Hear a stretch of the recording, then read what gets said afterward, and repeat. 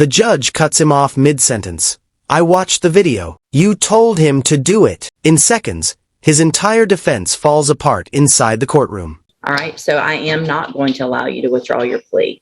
We're going to go forward with sentencing. Mr. Nix, you may proceed. Thank you, Your Honor. Your Honor, in reviewing the PSI, obviously the court's seen some of the evidence. It's not good evidence. But the one thing that I think needs to go in Mr. McGee's favor, obviously, is that he did take responsibility. He did plead. Obviously, he's gotten some bad legal information in the jail since we were last here in court. But that shouldn't change the fact that Mr. McGee has had no criminal history other than some traffic citations and a few failures to appear on those traffic citations before this. He's never been in our system. He's never been on probation before. Never been sentenced to prison before because he has no criminal history. Mr. McGee did not live the same life that many of us have lived. One of the letters that I received from a close friend, they've known Devin since 2017, so approximately 6 years. Not only did they speak very highly about how Devin would typically put himself before others, and he had a very rough childhood, his mother passed away in front of him at the age of 27. They had no father figure. They were tossed and moved around with their 3 aunts from 2007 to 2017. They both suffered physical, mental, and verbal abuse from 2 of their aunts. Mr. McGee also has a 3-year-old child. He's never really stood much of a chance. He's never had a positive male figure in his life. And that's not my words. Those are the words of close friends and family members that have kind of written on his behalf. They were completely shocked and said that this was out of character for him to partake in this crime. They believed that he was following his brother. They said that this is not who Devin is. Obviously, the court has just what it has in front of them, which is the evidence from that case. And if you just look at the evidence in that case, obviously it's going to give you pause because of the nature of and the violence that took place in the offense. While my client understands the law of parties and he knows that he's just as responsible for whatever his brother did that day, I will say that he was not the aggressor or the main aggressor in the situation. The crime that they committed was despicable, and he would agree with that.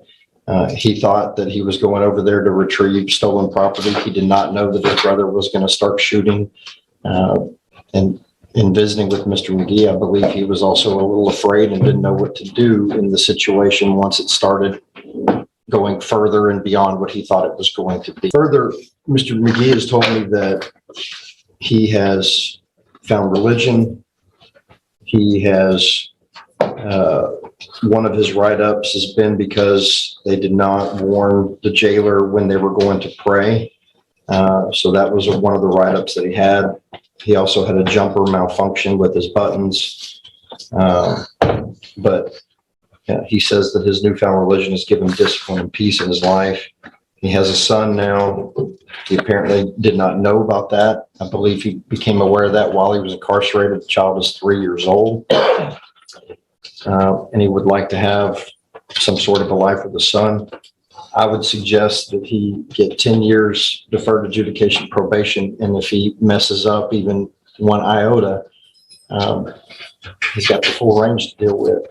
So I would suggest that he get 10 years deferred probation, be put on intensive supervision, 0 tolerance, and actually be given a chance, because based on his criminal history, this is not who he is. This is not, and I hope the court doesn't take into account the fact that he tried to withdraw his plea today. I think he got some bad information. No, I'm not worried about that. Yeah, he got some bad information in the jail, but he is eligible for probation. I would ask that he get probation, and I'd give Mr. McGee a chance to address the court and explain why he should get probation. First and foremost, I would like to apologize to the victim in my case. I didn't know, like my lawyer said, I didn't know that my brother was going to go over and sue him. He told me. Hang on a second, Devin. Just stop. All right. Y'all went over there with a gun.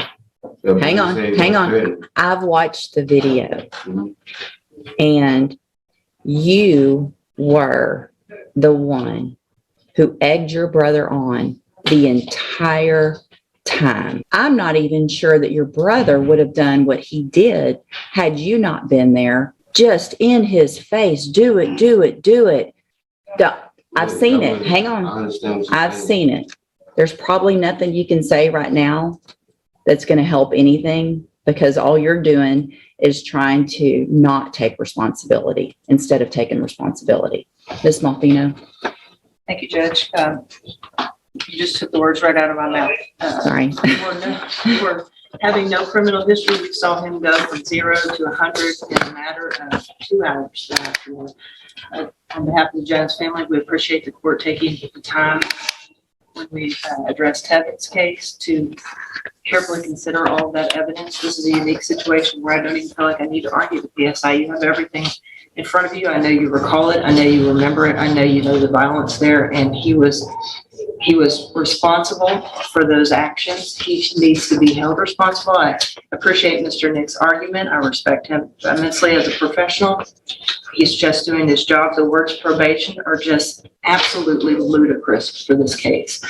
I think Jason said it best when he told you this is not a gift to Devin. This is a gift to them, to let this be over, to stop the nightmare. They deserve to have some peace from this.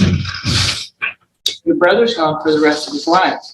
You better be glad that your exposure is 30 years, and that's not a gift to you. That's by the graciousness of this family.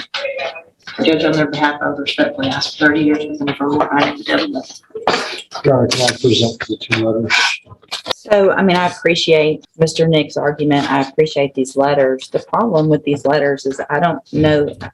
I wish if they hadn't seen that the people who are saying what a good person you are and how much remorse you supposedly have, and that you've taken responsibility, saw the video of what happened that night. There's not a whole lot of times here in court that with cases, we have the opportunity to have pretty much every single part of an offense on video, right? And that makes this unique. It's unfortunate probably in some cases that we don't, because probably other people who've done similar things get maybe some breaks that they shouldn't, because we don't have all of that. What you and your brother put that family through that night is the stuff, and I think I've said this before, the family's probably heard me, I know, tell your brother this. This is the stuff out of a movie. This is what makes people have nightmares at night. And you instigated it. You walked with your brother with that assault gun, however far y'all had to walk, knowing you weren't just going to get property holding a gun. Well, you can object whatever you want, but I know what I saw. I know that you instigated him to keep doing it. You showed him how to take the safety off the gun. I remember all of that. So at this time, I'm going to find that you entered a plea of guilty freely and voluntarily. I'm going to find sufficient evidence to find you guilty. And at this time, I'm going to find you guilty of burglary of a habitation with intent to commit aggravated assault. I'm going to sentence you to a term of 30 years in the institutional division of the Texas Department of Corrections. Clear the table so he can have a seat where they're going to do a victim impact statement. Devin McGee, October the 8th, 2021 is a date that me, my family will never forget. You and your brother attempted to kill my husband, Jason.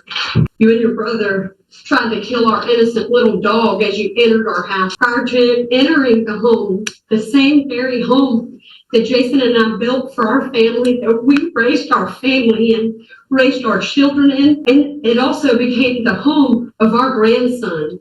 Your nephew, you both taunted us for what felt like a lifetime. I will never forget the sounds of bullets spraying through our home.